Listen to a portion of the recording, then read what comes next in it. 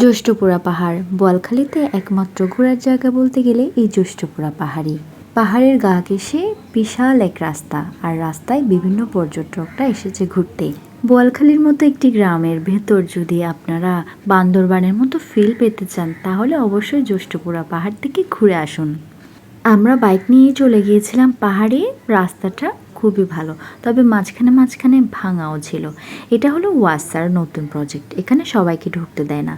আঁকাবাঁকা পাহাড়ি রাস্তাগুলো দেখতে খুবই ভালো লাগছিল, আর চারপাশে সবুজ প্রকৃতি, মনোরম পরিবেশ।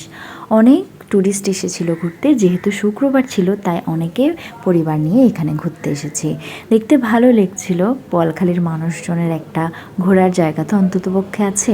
ছোট ছোট বাচ্চারা আসছে, সবাই ছবি তুলছে। রাস্তা দিয়ে যেতে যেতে এই দৃশ্যগুলো দেখতে বেশ ভালো লাগছিল।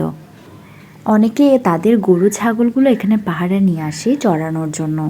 পথে যেতে যেতে লেবুর বাগান, শসার বাগান সহ বিভিন্ন ধরনের ফল ফ্রুটসের বাগান দেখতে পাবেন।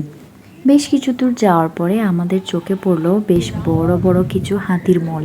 তাই দেখে আমরা তাড়াতাড়ি ব্যাক করলাম, কারণ এর পরে যাওয়াটা আমাদের কাছে অনেক বেশি রিস্কি মনে হচ্ছিল, আর রাস্তাটাও অনেক বেশি নির্জন।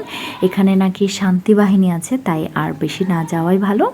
এরপর আমরা একটা জায়গায় স্টে করলাম। এখানে খুব সুন্দর পাহাড় আর খুব সুন্দর রাস্তা ছিল, আর রাস্তার পাশে একটা ছড়া ছিল। ছড়াতে পানি ছিল না, যেহেতু শীতকাল ছিল, তবে বর্ষাকালে পানি থাকে, তাই সবাই সাবধানে নামবেন। এরপর সন্ধ্যা হয়ে আসলে গরু নিয়ে বাসায় চলে এলাম।